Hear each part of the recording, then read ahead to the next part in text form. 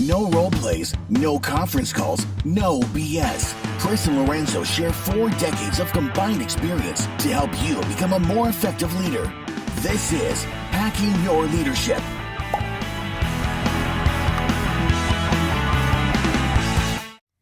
Hey everyone, this is Chris. And Lorenzo. And welcome to our Best of Saturday series.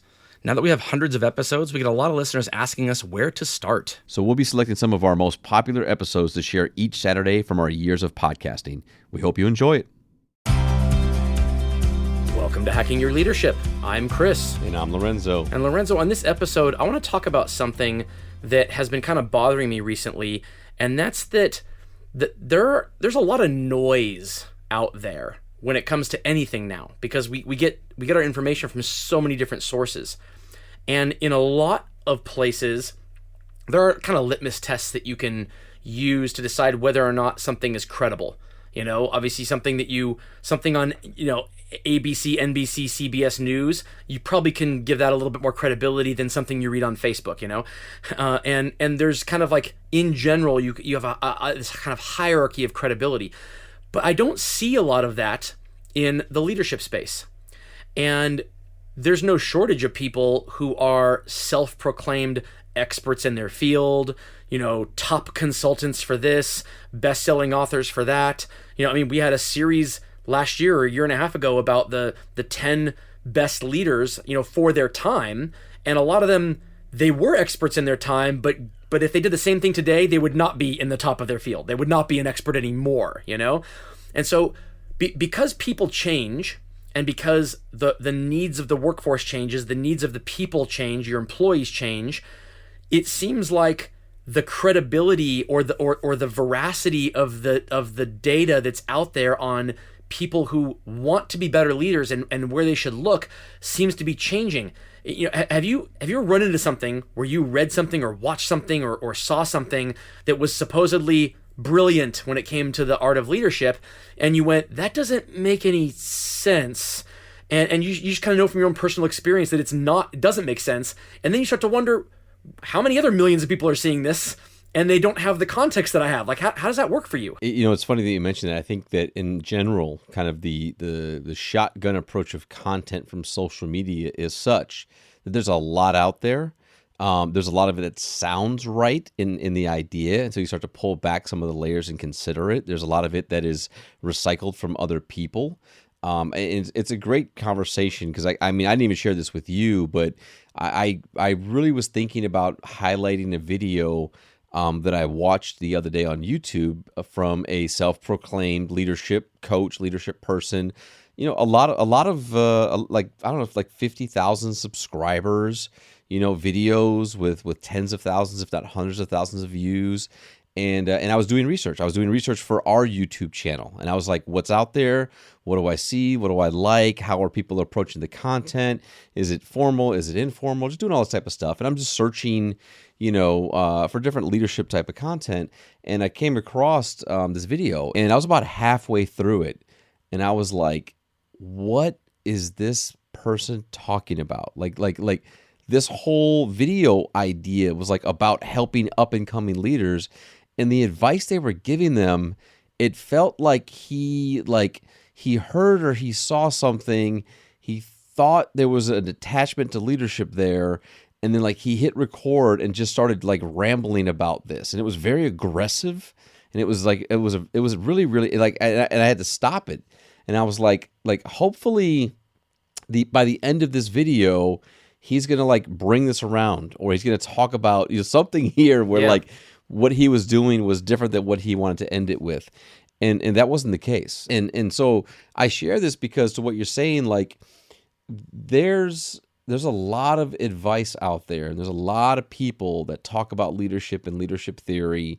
And while sometimes bits and pieces of it make sense, if you don't have the full context, if you don't have the full idea of what this person is trying to share with you or explain to you, it can lead you down a really bad path. So even outside of it, whether or not the person is full of BS or not, just that advice itself could be damaging if you try to implement something like that. So just as an example of what I'm seeing a lot more of that's out there. So one kind of follow-up question on that, is this advice where if you put yourself back in the mindset of, you're 18, 19 years old and you're about to take on your first team for the first time and you don't have 20 plus years of leadership experience under your belt, is this advice you look at and think, oh, there's something to this? Or is it like inherently like, what the heck is this guy talking about regardless of that? You know what I'm saying? Like, is it a dangerous video in terms of people being taught the wrong thing? Or do you think people watching it nowadays would look at it and go, yeah, that's not right, no matter where they are in their leadership journey? What I believe he was trying to get across in the video was like, you have to have a lot of confidence. Like, you have to have confidence. You have to believe in yourself. And like, I could understand maybe where he was going with it, but it was just like, it was in the bucket of bad advice. Like I would never provide that video to any up and coming leader. And to matter of fact, like, I don't know that I would even show that video to a leader who's been around for a while, because I just don't think that the messaging was good enough to really have a positive impact on somebody trying to grow as a leader. Right. I mean, we get a lot of requests for people to be interviewed on the show, and I count on ourselves very fortunate in that I don't think I've ever sat down with a person on an interview for the show and heard them say something where in my mind I think, this is just completely wrong, and I need to tell you now that we're editing that part out because we can't even show that. I've never had to edit one of our interview guests ever. Like, we just put out the entire thing in its entirety. And while they may do things differently than me or than you, because everybody has their own style, I don't think there's anything I've heard from any of them that I would consider kind of objectively universally incorrect, or wrong in the context of what we're trying to do here. And so I guess in the vein of seeing how much is out there that is not good, I guess we're really fortunate that has been the case for us. But what made me think of this is I was on the new Clubhouse app that I guess is not really new anymore. It's just more and more people who are not famous get to be on it now. We get to be on it now, even though we're not famous. Yeah. I was in a room where they were talking about leadership, and I follow different clubs in Clubhouse on leadership, human resources, and things like that. And it was a very small room, but there was a half a dozen people talking about leadership, and some of the things that were being said, I found myself thinking, this is not right. That just isn't correct. And I pushed a little button to say I want to raise my hand to speak, and they turned off hand raising, which is like, you can't raise your hand to speak anymore, meaning they just want to have the conversation amongst their little group. And that was validating in some form, because it meant that they weren't there to get other perspectives. They just wanted to like kind of hear themselves talk. But I can imagine someone thinking, clicking on the profiles of each of the people talking in this room and seeing some of the credentials of some of them, like people with hundreds of thousands of followers on this app, people who, self-proclaim, head of social media, head of social networking, head of this for whatever organization they work for, venture capitalist companies, all these different things. And they're giving out this advice where people would look at their background and their resume and think, oh, there's some credibility here. And the advice was just not good. It was indicative of a person who maybe implemented that advice personally in their own line of work, in their own career history. And because they were in such a situation where who they surrounded themselves with or who they were working alongside were so far back in their own careers and had so little courage to be able to speak up and say, you're full of it, that they felt validated by the lack of challenging. And so they created this environment where they could say whatever they wanted to and not be challenged. And the lack of challenge then validated that what they were doing was right when it wasn't right. And now they felt like they could go espouse that information to a lot of other people saying this is the right way to do it, when in actuality it had never been through a filter of a group of employees who have to be there while you try to implement this. And I think there's a lot of that out there, a lot of leaders out there who think their advice is valid simply because not enough people have looked at them, that they have picked in their life to say, I trust you, and those people have said, you're wrong. Yeah, well, even more so, and I appreciate you bringing that up. And I think, obviously, we're new into the Clubhouse app. I know we've mentioned it on, I think, in the last show, but obviously we've started the YouTube channel. We have a Patreon now. I can tell you that, we're doing a public show Sunday nights, and then we're going to start doing private shows for our Patreon members, which, again, shout out to Mike, Stacy, Jason, Sharice, and Julie, and Dan. More Patreons. Shout outs. I had to get them in. But more importantly, there are some fantastic leaders and people on Clubhouse that I've quickly become fans of. And so I think that your point is a great point, because what I hear is not even that it's like non-vetted or potentially bad advice. I hear a lot of just generalities. Like, I hear a lot of advice. I hear like things around like, let's have a discussion about, what's it like to be a servant leader? And then all you hear is like the buzzwords, and it's super glossed over, and it's very general.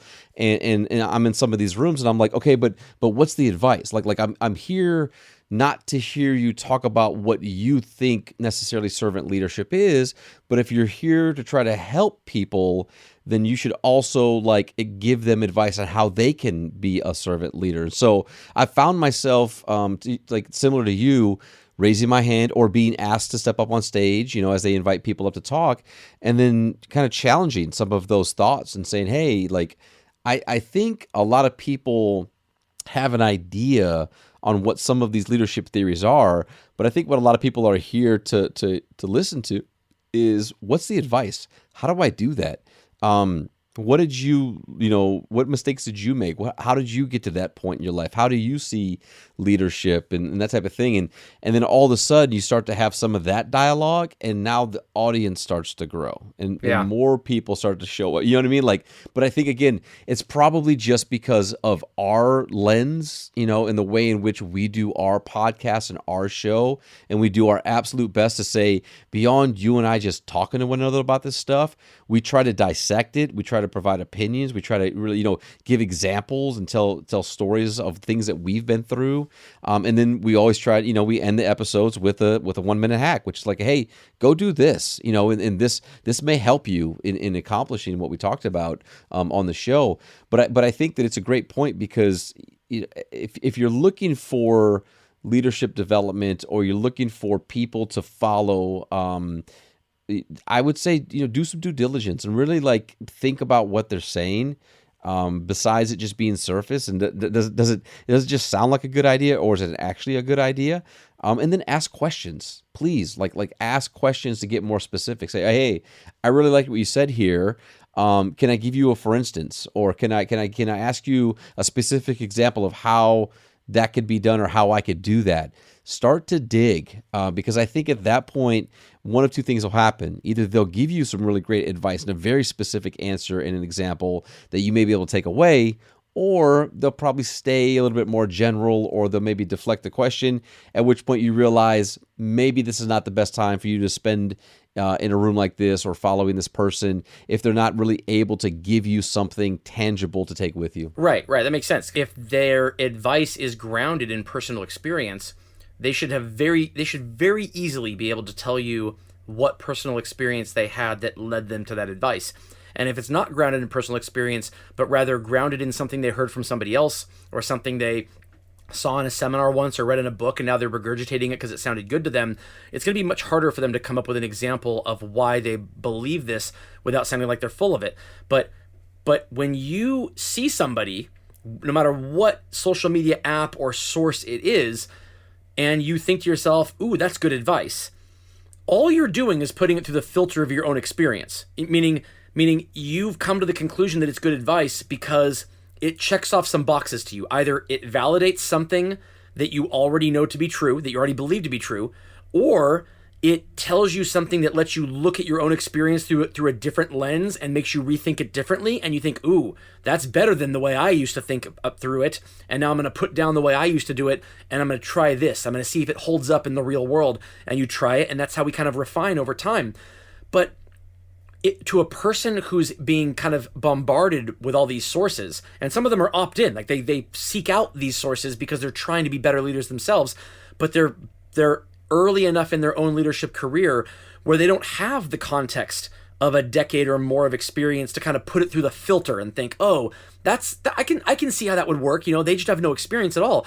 How does a person kind of sort through that? How does a person hear something that sounds really amazing to them and then stop and think, okay, I can't just assume this is perfect because the person who said it is someone I already believe in. It's a balance of really considering the thought or the theory or the advice in how you would implement it, and how you believe it would come across to a team or to a peer or whoever it is that you're looking to influence with this idea or theory. I think the other thing you have to do is bounce that up against other people that you trust. Because there's been times when I've heard something and I'm like, man, that's amazing. And I go to somebody and say, hey, I heard this the other day. It was a really cool concept. I think I like it. And that person is like, actually, no. And I'm like, well, what do you mean? They're like, well, have you thought about it this way? And then I go like, damn, that's a good counter. Because you know what? I didn't think about it that way. And I didn't really consider that piece of it. It just sounded good. It sounded right in the moment. And so I think that's really, that I've learned over time, that's very helpful for me to be able to really consider, like, what would that look like in real life if I was to do that or follow that idea? And then have dialogue with people that I trust around sharing the idea. And if they're like, man, that's amazing, that's great, then I'm like, okay, I'm on to something. If they're like, here's why, then we can have some more dialogue and debate and to maybe decide whether it is truly something that would be impactful or not. It just since we're on the subject of Clubhouse as well, for all of our listeners, right now Clubhouse is invite only, and you have to have an iOS device, so either like an iPhone or an iPad. If you want to be on Clubhouse and you're not on it yet, please just message us on LinkedIn, whether you go to the Hacking Your Leadership LinkedIn page or Lorenzo Flores or Chris Stark on LinkedIn. Message us because it does require us to get your telephone number and things like that to be able to invite you. But we get invites pretty consistently because we're hosting a lot of shows. We're asked to be moderators in a lot of rooms and things like that. So I think like I have another 3, and I would imagine once this episode posts, like we'll have more of them.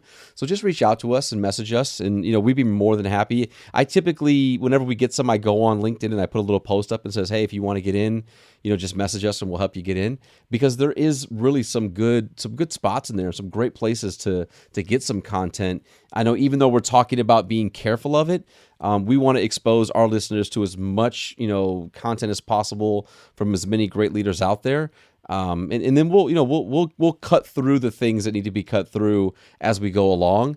But I can tell you, if you get onto the app and you follow us, what you'll see is that we're inviting some of these other leaders that we really enjoy talking to onto our shows to come and talk and to be moderators and everything.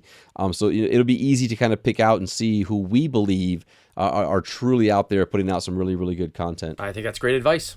And with that, it brings us to this episode's 1 Minute Hack. The 1 Minute Hack. Okay, for this episode's 1 Minute Hack, here's what I want you to do. First, I want you to go to hackingyourleadership.com and subscribe to our email list. We've got some amazing things going on this year, new platforms, new content all over the place. And if you click and you give us your email address there, we promise we will not sell it or give it to anybody else, but you will get some links to some of the things that we talked about in the episode today that we think you will really, really enjoy. In regards to what we've talked about in leadership theory, the same rules apply in life, where if it seems too good to be true, then it might just be. So when you hear some really good ideas from other leaders that are out there, I think it's imperative that you take a moment, not just remember them, but actually write them down, and write them down verbatim. Sometimes we hear something and our own filters change it to kind of fit the mold of what we want it to be versus what they actually said. So take a moment to hit pause in your brain or in the conversation, write it down, get a reference if it came from somewhere else, do some research, but really kind of dig in and consider what exactly is being said, and then question what that would look like if you were to implement that with your team, or if you were to implement that across the team. And then, as I mentioned in the episode, it's a really, really good time to bounce it up against somebody else. It doesn't necessarily have to be a mentor.